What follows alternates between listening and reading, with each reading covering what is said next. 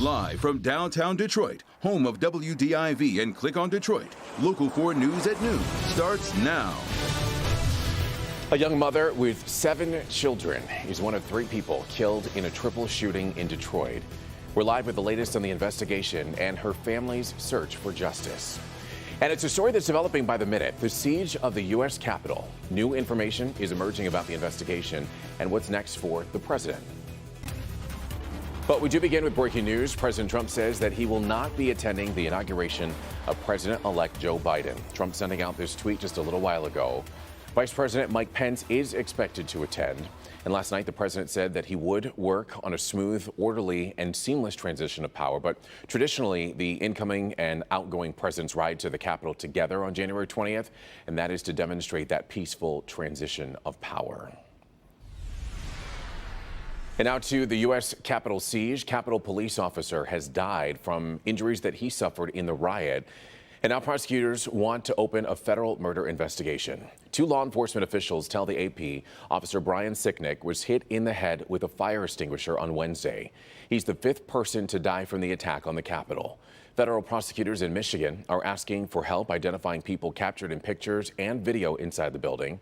The political fallout from the riots continues for President Trump.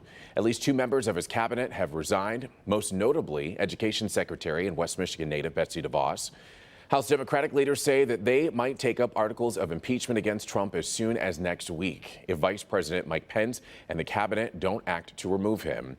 And more of the president's allies are speaking out against him. We know that we have limited time, but that every day that Donald Trump is president of the United States is a day of grave danger. So we can use procedural tools to get articles of impeachment to the floor for a House vote quickly. The president's rhetoric and his language has been over the line. I think it was irresponsible. I think it was reckless. Last night, the president struck a new tone, condemning the violence in a video. More than 200 Democratic lawmakers and at least 1 Republican are now calling for him to either be impeached or removed through the 25th Amendment. And the death of that police officer, that Capitol police officer, has sparked even more criticism about how the attack was handled. The FBI has released a series of photos asking for help to track down the people involved. Several of them are accused of breaching high security areas and stealing things from the Capitol. Tom Costello is on Capitol Hill as demands grow for answers about the massive failure to contain the surging crowds. Yeah, good day. We know the Capitol Police were completely outmanned here as they faced off against these demonstrators who came here at the urging of President Trump to storm the Capitol building. And we know that inside the Capitol, police officers were performing heroically, battling these insurrectionists as they tried to protect members of Congress. But now this has taken yet another deadly and tragic turn. A Capitol police officer has now died of the injuries he suffered in this melee. His name is Brian Sicknick, a 13-year veteran of the police department.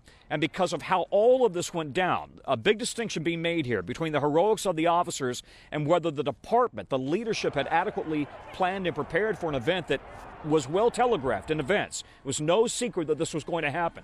But now the Sergeant of Arms in the House, the Sergeant of Arms in the Senate, as well as the Capitol Police Chief have all submitted their resignations. So now we go into the next few weeks, and as you can see behind me, 9-foot fencing is now up around the Capitol building into the inauguration, likely beyond the inauguration, with concern that this may not be the end of the rioting that we've seen here on Capitol Hill. I'm Tom Costello. Back to you. All right, Tom, thank you for the update there. And it was just announced that a bipartisan Senate committee will meet to address the security failures, and that group will include Michigan Senator Gary Peters. In our later newscast, we're going to take a look at what might change at Michigan's Capitol in the wake of the riots that happened in Washington. And now to a story that's developing here in Detroit. 3 people were murdered on the city's west side overnight, and that does include a mother of 7. It happened at a home on West Boston, right near Dexter and Elmhurst. That's where we find our Larry Sproul. He joins us now live. And Larry, do you have any new information about what happened there? Well, Everard, things are still developing this afternoon. We do know that 3 people were found dead inside this home. 2 people were found upstairs. Another person was found just down the street. Now, the 2 people inside the home was a man and a mother of 7. We spoke with that mother's family. They're trying to find answers.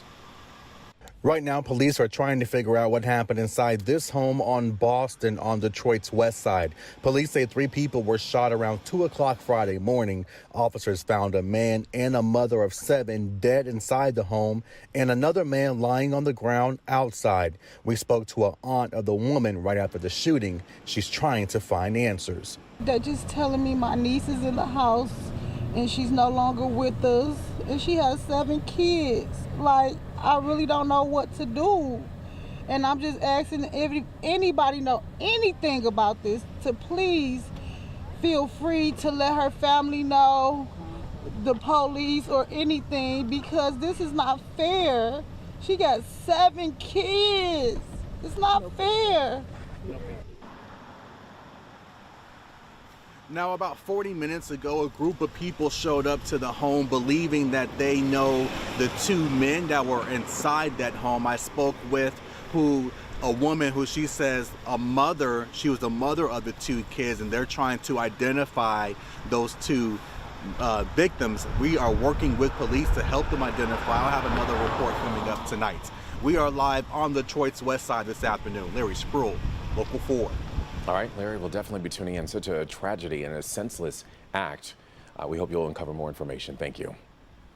Now to a Local 4 News update. We are getting our first look at the man charged in a deadly carjacking out of Southfield.